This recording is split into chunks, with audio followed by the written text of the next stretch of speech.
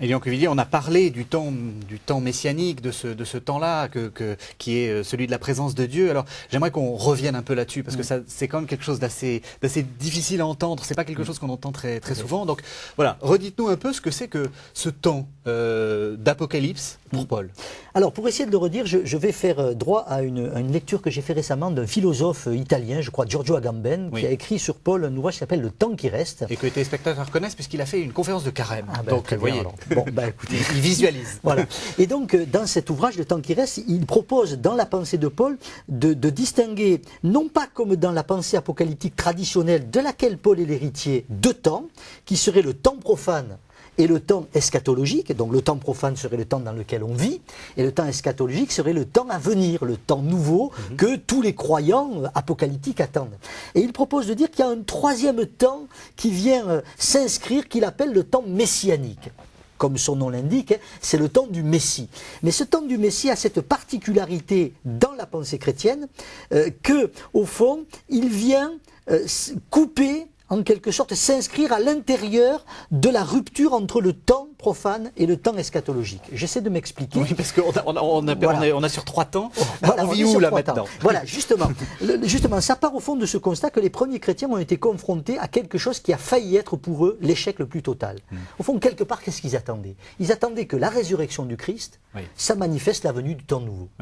Or, bien évidemment, ce n'est pas ce qui s'est passé. L'événement de la résurrection a été d'abord un événement subjectif.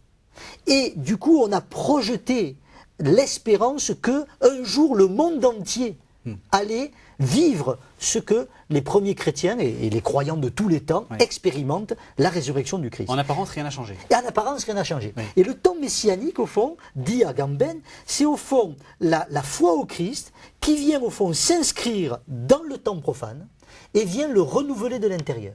C'est-à-dire, ce n'est pas le temps eschatologique, mais ce n'est plus le temps profane totalement. C'est-à-dire que le croyant n'est plus complètement prisonnier et borné par les limites que lui impose la réalité. Non pas qu'il soit dans un autre monde, mais que le regard qu'il porte sur le monde est vivifié par une extériorité.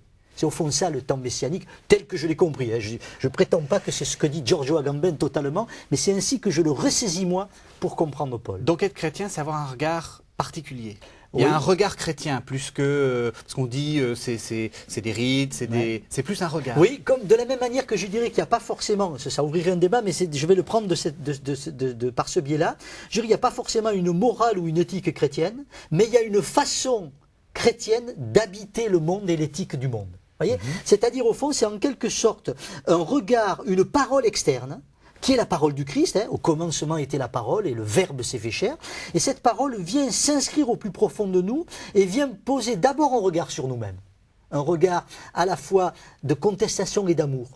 De remise en question et de relèvement. Et ce même regard que nous portons sur nous-mêmes par le Christ, eh bien nous sommes invités à le porter sur le monde et sur les autres. Non pas pour les accuser, non pas pour les regarder de haut et dire nous sommes meilleurs que vous, mais pour dire en quelque sorte nous sommes comme vous. Et à partir de cette commune humanité, nous proposons d'avancer un peu plus loin, de décaler un petit peu notre regard sur les choses, les événements et les gens. Ce serait ça le temps messianique en quelque sorte. Alors il y a en romain une phrase qui m'a toujours, que j'ai toujours trouvé très difficile à comprendre, c'est en espérance. Donc dans le futur, nous avons été sauvés.